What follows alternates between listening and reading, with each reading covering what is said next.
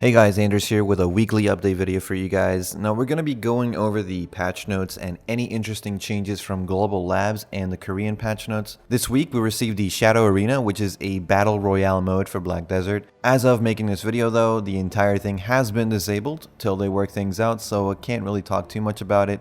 But I will say stuff launching broken like this is why they need to test more efficiently in Global Labs. Now the rewards for Shadow Arena didn't seem too great, but I'll go over how the game mode works in a separate video once I get some time to check it out for myself, if they bring it back, that is. Now I was expecting us to get class changes alongside Korea, but we seem to have to wait another week. Now Korea received the Tamer, Warrior, and Valk buffs. Hopefully these changes will breathe some life into Valk, especially since that class has been in the gutter for a while now. In terms of buffs, Tamers getting some quality of life tweaks with super armor being applied to the Highlang summon.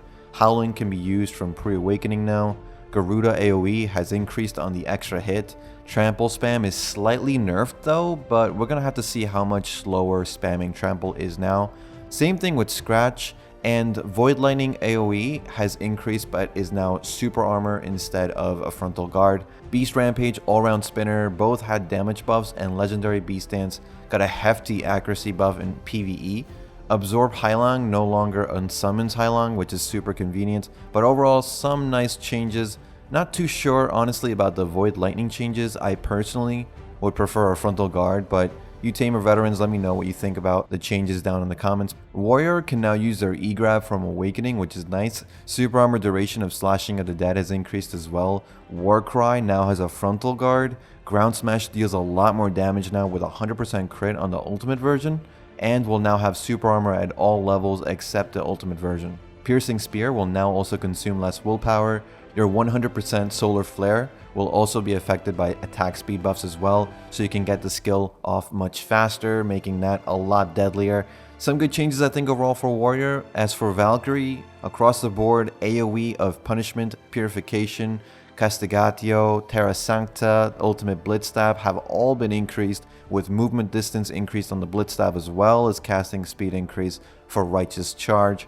Shield Chase is now able to be used when not in defensive mode, and some Black Spirit abilities have changed as well. We don't have the Black Spirit skills yet, but hopefully we get that sooner or later. For Kunoichi Ninjas though, some nerfs came your way, with Suicide Fall no longer having super armor. That's the second nerf to this skill in the last year.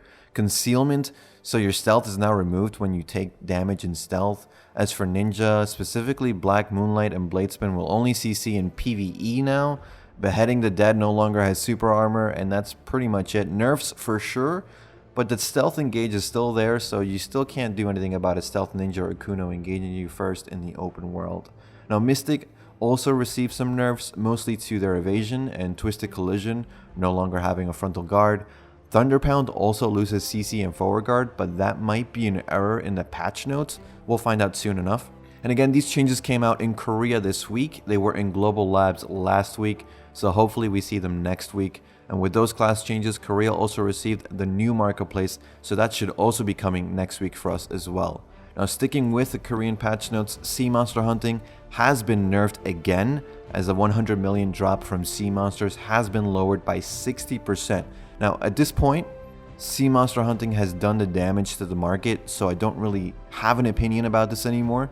But let me know if you do see Monster Hunt in the comments, and tell me how this will change anything for you, or if you still think you'll be able to make 2 billion a week because you can just simply guild hop. Now moving on to Cryo Ruins, that's been buffed across the board. This area isn't in our version of the game, but I imagine it's going to release in a couple months. This came out in July or something in Global Labs.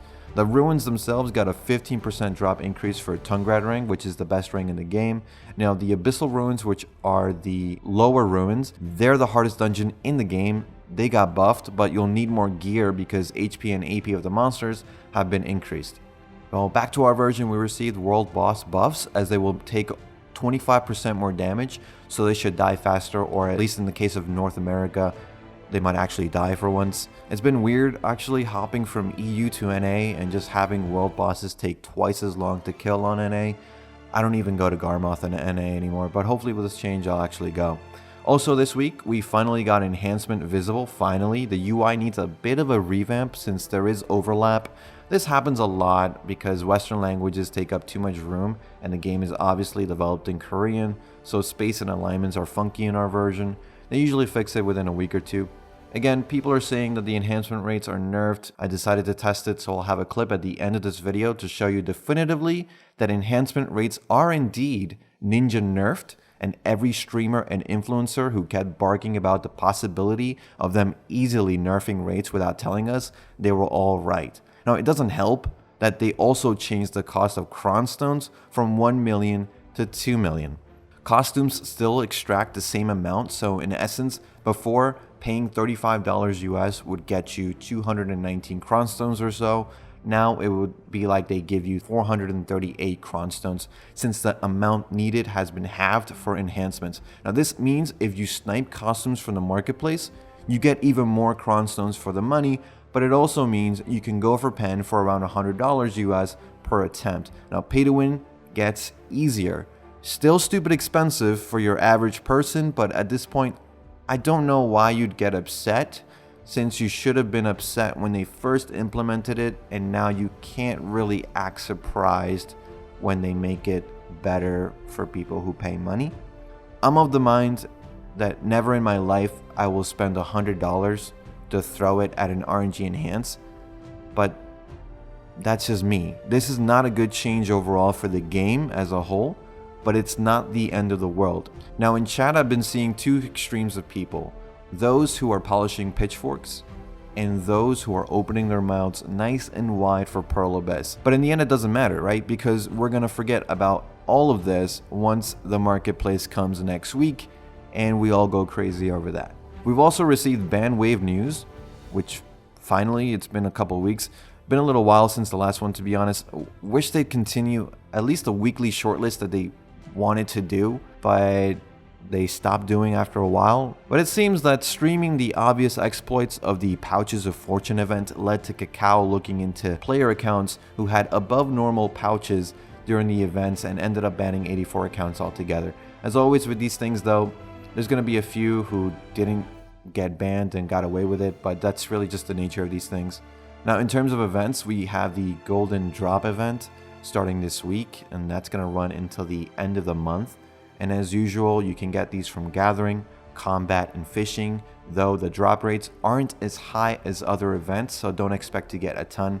Still, it's free money, so can't really complain. It really should help with the progression account, and speaking of which, the second episode of the progression series will be out this Friday, since I took a few days off and I wanted to make the episode a bit longer to really go over my thinking on how to set up your progression plan and strategies and all that stuff, since a lot of people were asking about it in the last one. And that's it for me, guys. Let me know what you thought about these changes in the comments down below. If you have any questions, let me know. I'll be sure to answer them when I can. And I'll leave you all with the enhancement evidence I promised you. This was recorded this morning after the patch, so let me know what you think. As always, thanks for watching, thanks for listening. I'll see you all in the next one. Take care.